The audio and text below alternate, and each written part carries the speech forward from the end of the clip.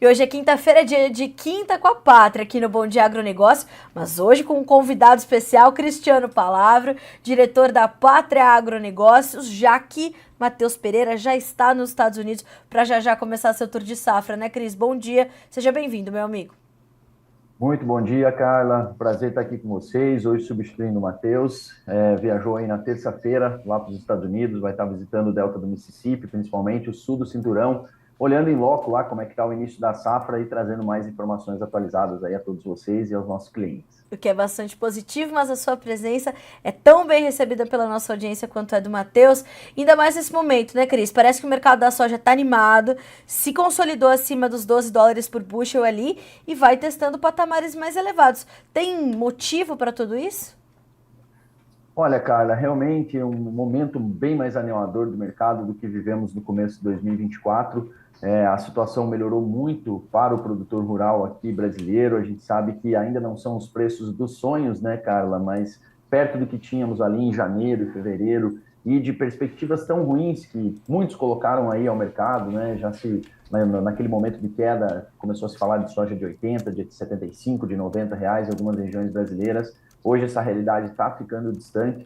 Podemos dizer já, né, Carla, que estamos praticamente no melhor preço que já tivemos a oportunidade de negociar essa safra 23, 24. E motivos para isso existem. E o primeiro deles é, claro, não tivemos uma oferta cheia aqui no Brasil e o próprio mercado está deixando isso muito claro, né, Carla? Apesar de números um pouco altos ainda, né, projetados aí pelo USDA e algumas companhias brasileiras também, nós temos aí hoje o mercado sentindo uma oferta menor no Brasil, uma safra que teve problemas desde o seu início, no Mato Grosso principalmente, depois tivemos problemas graves de altas temperaturas em São Paulo, Paraná, partes do MS, e agora essa calamidade total enfrentada pelo Rio Grande do Sul. Então a safra foi bastante perdida nesse ano, podemos falar aí tranquilamente na segunda maior quebra de safra que o Brasil já viveu em números brutos. Então essa produção mais afetada, somada a uma demanda extremamente concentrada aqui no Brasil. A China tem estado muito presente em nosso mercado nesses últimos meses. A demanda está chegando, as compras chinesas cresceram bastante, se concentraram bastante aqui no Brasil nesses meses iniciais do ano de 2024. E essa soma de uma oferta menor com uma demanda que é consistente também pelo lado do mercado interno, nossas indústrias bastante demandantes, um ano de aumento da mistura de biocombustíveis aqui, de biodiesel, né, no diesel. Então, essa soma de fatores ali ligados à oferta menor e uma demanda que é consistente vem dando esse momento de mercado de altas que se refletem tanto lá em Chicago como também nos prêmios de exportação aqui no Brasil, que estão também nos seus melhores patamares desde o início da negociação dessa safra. Agora, Cris, se configura um mercado, portanto, um momento de mercado melhor do que foi inicialmente projetado para esse período? Ou estava já no horizonte, na análise da pátria, que de fato nós teríamos essa recomposição dos preços, dos prêmios principalmente, para trazer melhores oportunidades, como as que estão aparecendo agora para o produtor brasileiro?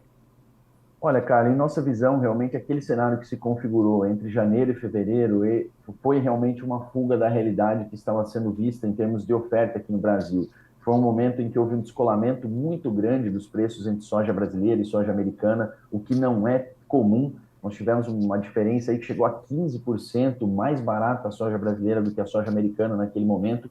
E isso ficou claro que havia um descolamento ali dos preços no Brasil com a realidade internacional. Essa recuperação dos preços veio acontecendo, o ritmo dessa recuperação realmente é bastante agressivo, acima até das expectativas. Essa consistência que essa recuperação também vem assumindo agora em maio também é um movimento bastante interessante e abre uma oportunidade bem melhor para que as negociações ocorram. Grande parte dos produtores aproveitaram essas altas para fazer seus negócios para cobertura de custo em abril. Nós tivemos um movimento de vendas em abril bastante agressivo aqui no Brasil, já muito ligado à data do 30 do 4, né, a chegada dos compromissos de custeio. E nos últimos dias essa venda do produtor diminuiu um pouco, mas ainda é bem melhor do que se via lá atrás. Então, o produtor tem aproveitado sim para fazer negócios da safra velha, né, da safra que está em fase final aí de colheita, e começando também suas negociações para 24, 25.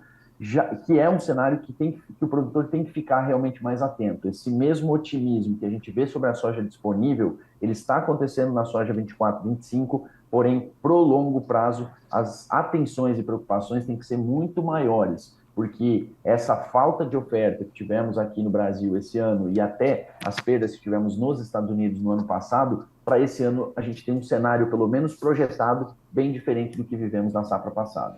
Cris, antes da gente falar um pouquinho da safra 24 e 25, eu quero entender então, aliás, pessoal que está acompanhando o Bom Dia Agronegócio, mandem suas perguntas, tirem suas dúvidas, agora é o momento, né, da gente atender aqui a nossa audiência. Ontem, inclusive, eu fui questionada, Carla, é hora de vender a soja?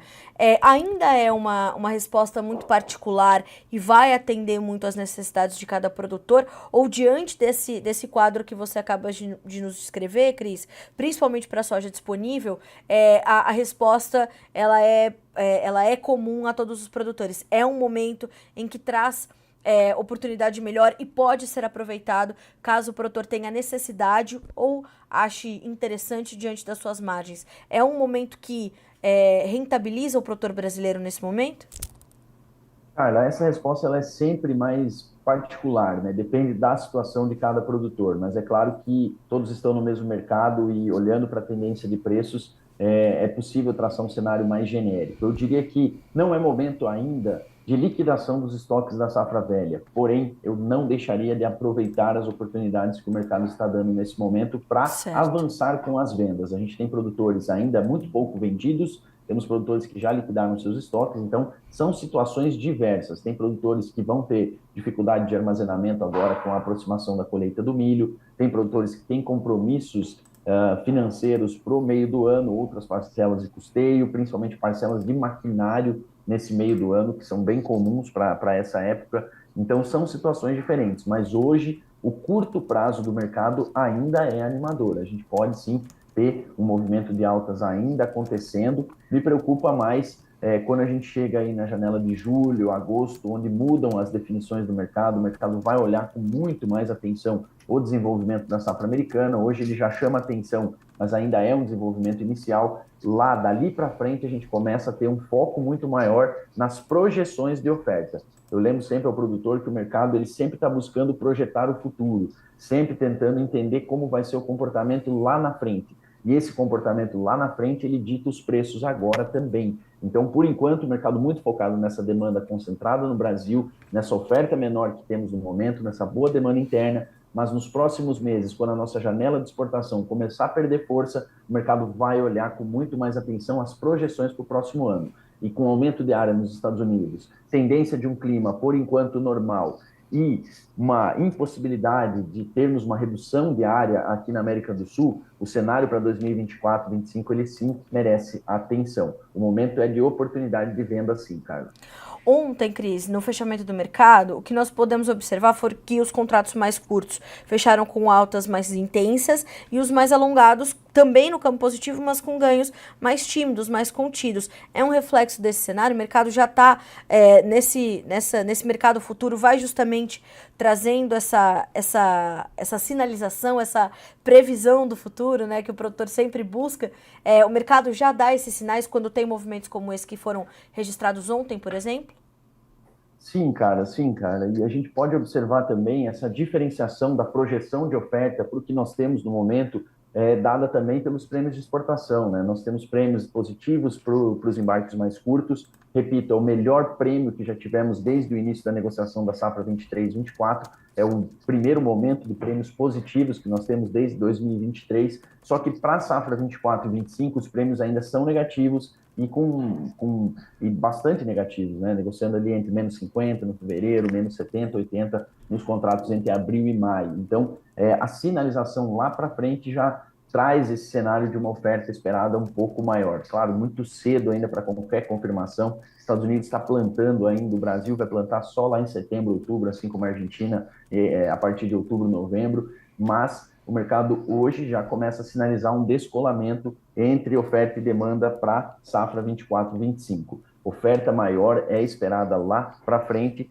e uma demanda que não é ruim, cara. Eu gosto sempre de salientar isso aos nossos clientes. Nós não vivemos um momento de demanda ruim, apesar de tantas informações lá durante as baixas de janeiro e fevereiro de que a China reduziria muito suas compras e várias informações ligadas à margem da suinocultura, a redução do rebanho. De fato, há uma redução do rebanho em relação a 2023, mas é uma redução pequena e que não vem afetando o ritmo de compras chinesas. Como a nossa soja é mais competitiva, eles estão comprando muito mais do que compraram em 2023 aqui no Brasil. E a própria projeção do USDA para a safra que vem é de um crescimento superior a 4% na demanda chinesa, um crescimento de 4% ao ano é maior do que foi o crescimento da média dos últimos 5 anos. Então, não temos um problema de demanda. O que temos é uma projeção de oferta com safras normais de que vai subir muito consideravelmente a produção aqui no Brasil e também lá nos Estados Unidos.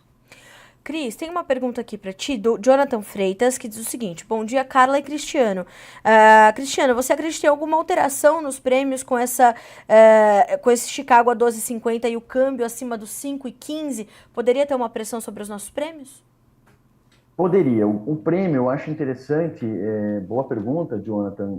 Eu acho interessante a gente acompanhar também como está o comportamento de competitividade entre as principais origens, né? E as principais origens hoje são Brasil, Estados Unidos e Argentina. Argentina, em segundo plano, é um mercado muito mais focado em abastecer sua indústria interna, vai ter um excedente de exportação um pouco maior do que nos últimos anos, mas ainda não é um competidor à altura de Brasil e Estados Unidos. Quando a gente olha para os Estados Unidos, a gente vê que nossos prêmios já começam a ter uma limitação de novas e agressivas altas daqui para frente, porque aquela diferença que nós tivemos, que chegou até 15% de diferença de preço entre Brasil e Estados Unidos, hoje ela é muito menor, inclusive para os portos do Pacífico, em alguns momentos já dá viabilidade sim dos chineses e outros compradores asiáticos já comprarem nos Estados Unidos.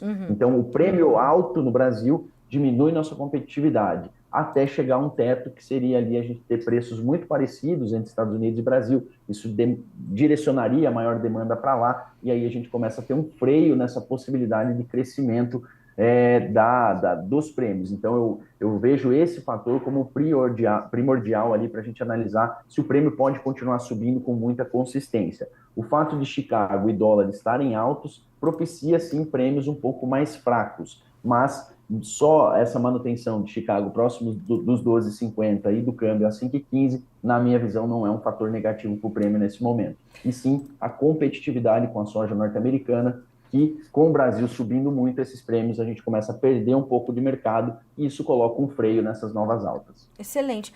Ô, Cris, para a gente finalizar, só por conta do nosso tempo um pouco mais ajustado, como é que hoje está a nossa competitividade em relação à soja americana, se a gente consegue falar em linhas gerais, e qual é a diferença que, como você citou ali no começo da sua fala, chegou a ser de até 15%? Como é que está essa diferença hoje?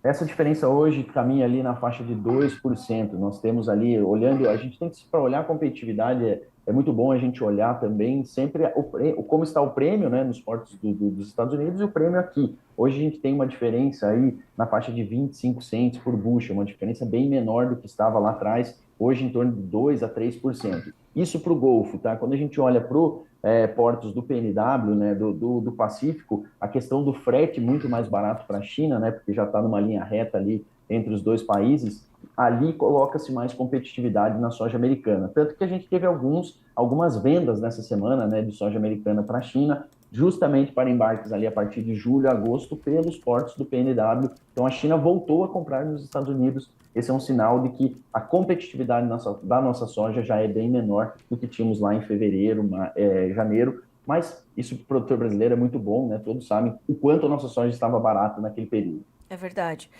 Cris, eu quero muito te agradecer pela companhia, adorei receber você aqui no Bom Dia Agronegócio, espero que você volte mais vezes, a gente depois se acerta com o Matheus, a gente vê se a gente, né, o que a gente faz com ele, depois a gente vê se a gente traz ele de volta, ou se a gente mantém você aqui, o importante é você estar sempre conosco, obrigada mais uma vez, viu, Cris, e aproveito para agradecer publicamente pela recepção que eu tive aí na Pátria na semana passada, e fui muito acolhida, como sempre eu sou, por vocês, obrigada, viu, Cris, você sabe que aí eu me sinto em casa. Muito obrigado, Carla, pela sua visita, principalmente. Foi uma honra ter você aqui no escritório, ter você aqui na nossa capital, Goiânia.